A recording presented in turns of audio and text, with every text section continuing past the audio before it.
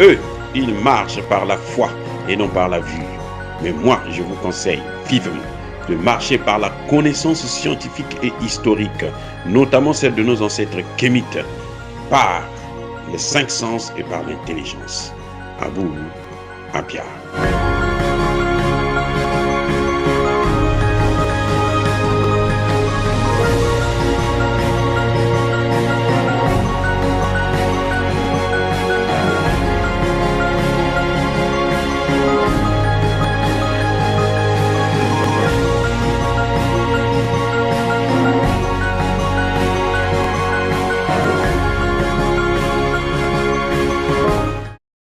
Otep à tous, bienvenue sur la chaîne des panafricanistes par essence, par conviction et par excellence.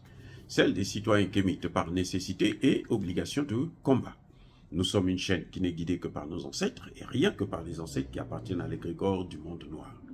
Par conséquent, nous ne croyons en aucun Dieu venu de l'étranger. Toutefois, cette vidéo n'est aucunement destinée à inciter à la haine ou à la violence. Car nous menons un combat qui est d'abord et avant tout spirituel, intellectuel et démocratique. Ensuite, il est politique, géopolitique et géostratégique. Contre l'impérialisme, le colonialisme, le néocolonialisme et l'endo-colonna, qui sont tous qualifiés de crimes contre l'humanité. Nous menons ce combat sur la base du principe fondamental que nous avons hérité de nos ancêtres kémites, qui est celui de la Mahat, c'est-à-dire solidarité, vérité et justice. Vous êtes donc en droit de connaître la vérité et nous avons l'obligation de vous dire la vérité, rien que la vérité, afin que justice soit rendue au continent africain. Et ça, c'est notre modeste contribution dans cette noble lutte en faveur de la souveraineté, la dignité, de la solidarité et l'unité africaine. C'est exactement ça que nous appelons le panafricanisme. Bien-aimés frères et sœurs, nous allons aller en Ouganda. Vous savez que depuis un certain temps, on a découvert des puits de pétrole en Ouganda. La France s'est positionnée. Et Total a eu le marché. Un grand marché, très très grand marché. 2 projets d'exploitation donc de ce pétrole. Ils vont exploiter près de 400, plus de 400 puits de pétrole en Ouganda. Ils ont appelé ça les projets Tilanga. Et ils vont construire un pipeline de 1443 km.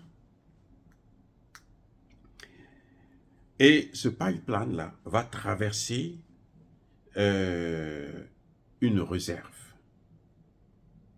Ce qu'on appelle la réserve Murchison-Ford. Et ils ont décidé de déplacer les habitants de toute la zone et de déplacer les animaux. Parce que cette réserve-là, il y a un grand parc des animaux. Ils vont les déplacer. Ils ont dit, je n'ai pas dit qu'ils vont, non, j'ai dit, ils ont dit, comme ce sont des menteurs, et puis même si ils le font, vous vous rendez compte, vous allez déplacer une forêt avec sa faune dans un autre village. Est-ce que vous croyez que c'est réaliste? Et qui fait ça? Ce sont les mêmes pays qui disent « Ah, protection de l'environnement ». Il ne faut pas utiliser les énergies fossiles. Parmi les énergies fossiles, le pétrole, c'est le plus polluant. Oh, God. C'est-à-dire que ces gens, ils se moquent de nous. Ils se moquent de nous. Et quand je vois des pays comme le Congo, qui vont à Dubaï, là, bah, ils ont promis 100 millions pour la protection de la forêt. Les Gabonais sont partis, les 2 Congos d'ailleurs. J'ai dit, mais attendez, nos dirigeants, qu'est-ce qu'ils ont? Écoutez, on ne pourra jamais développer un pays avec l'aide au développement. Sachez-le, l'aide au développement, là, c'est pas né hier. c'est né avec les indépendances. C'est-à-dire qu'on fait l'indépendance, on vous accorde des fausses indépendances. Et pour vous amadouer, on vous dit, bon, vous savez, on va vous aider à vous développer. 60 ans après, quand on fait le bilan, vous avez au contraire régressé. Vous n'avez pas avancé, vous avez régressé, reculé. Mais quand même, les gens continuent à croire, les chefs d'État, les gouvernements africains, je dis bien les gouvernements africains, tous, y compris ceux de l'AES, ils pensent que l'aide va les développer. Quand je dis y compris ceux de l'AES, là, parce que je parle du Maroc, un autre pays pauvre, qui vit de l'escroquerie, du pillage et de la trahison. Il ne cesse de trahir l'Afrique pour obtenir des miettes. Et c'est lui qui veut maintenant venir appeler les gens pour dire non, moi je vais vous aider à vous développer en vous donnant l'accès à la mer.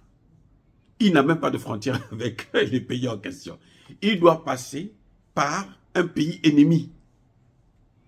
C'est-à-dire qu'il faut être africain pour tomber dans de telles bêtises.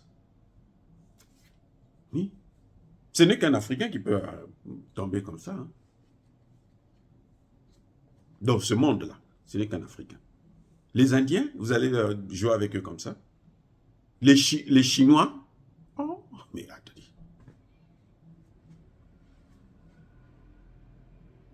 Le Maroc n'a pas de frontière avec les pays du Sahel. Le Maroc est séparé avec les pays du Sahel par l'Algérie. Mais le Maroc dit quand même, je vais vous donner l'accès à la mer. Et les gens croient. La mer, oh, l'eau, c'est la vie. Ça dit que quand j'ai écouté ça, c'est parce que j'aime trop ces ministres de l'AES que, bon, je me dis, pour une fois, bon, hein, ce sont des êtres humains, donc n'importe qui peut se tromper. Sinon, mais c'est des têtes à claque. Vous passez l'Algérie. L'Algérie vient de montrer que c'est elle, les terroristes là, ils sont passés par l'Algérie pour rentrer au Mali. Et l'Algérie, maintenant qu'ils voient que le Mali se défend, elle s'est fâchée aussi. Maintenant, cette même Algérie ne s'entend pas aussi avec le Maroc. Et elle va vous aider. Vous deux, vous êtes ses ennemis, et elle va vous aider à passer par son territoire. Soyons sérieux. Et vous qui croyez à l'aide en question, et l'autre qui pense qu'il peut vous aider à vous développer, mais vous avez un problème. Il y a un problème.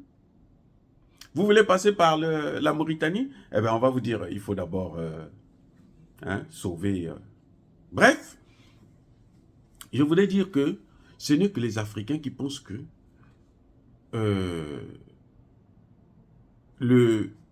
arrêter les énergies fossiles, on va leur donner un peu d'argent, ils vont se développer avec.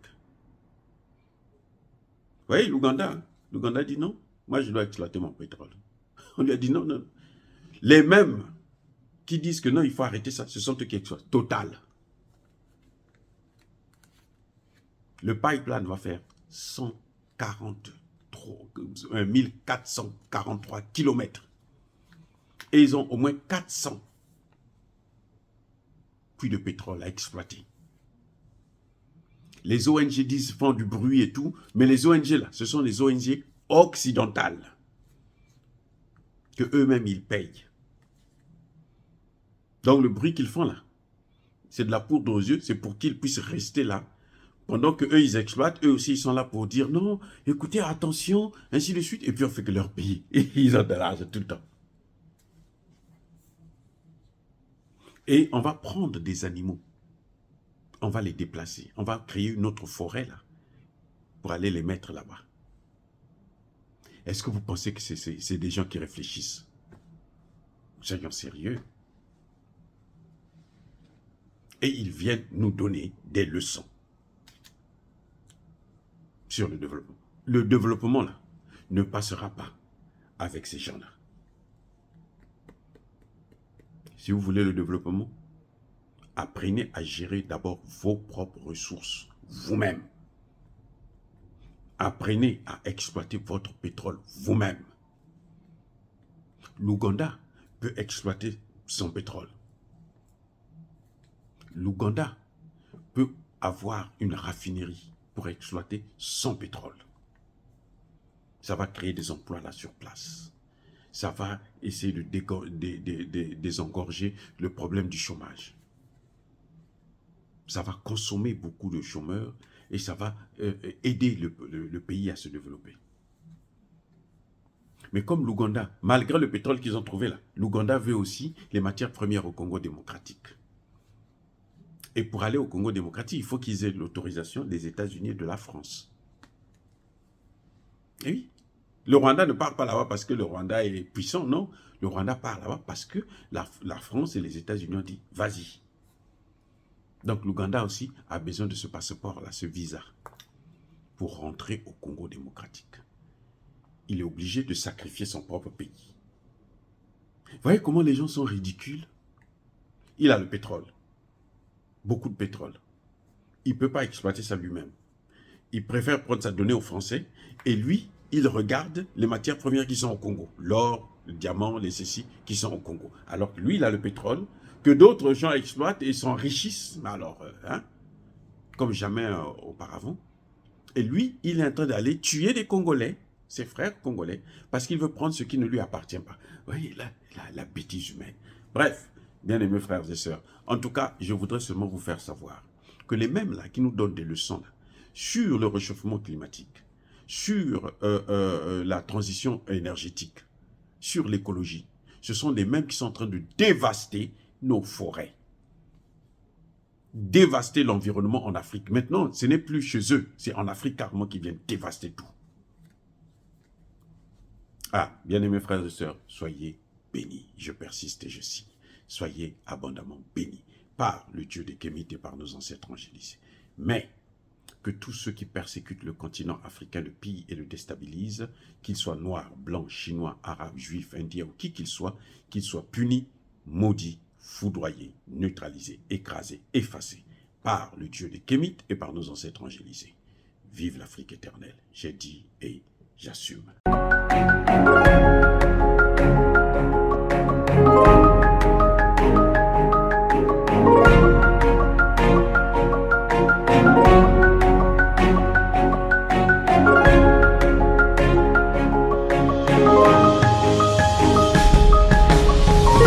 Bien-aimés frères et sœurs, vous connaîtrez la vérité et la vérité vous affranchira. Ça, c'est pas moi qui le dis, c'est la Bible qui le dit.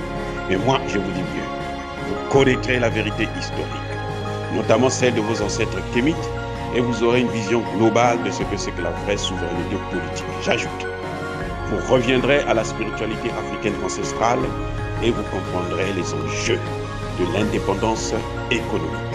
Et pour terminer, vous accepterez votre identité culturelle kémite et vous obtiendrez deux choses. La première, c'est la paix. La seconde, c'est le développement, à une condition. L'unité de toute l'Afrique noire, l'unité de tous les Noirs du monde entier.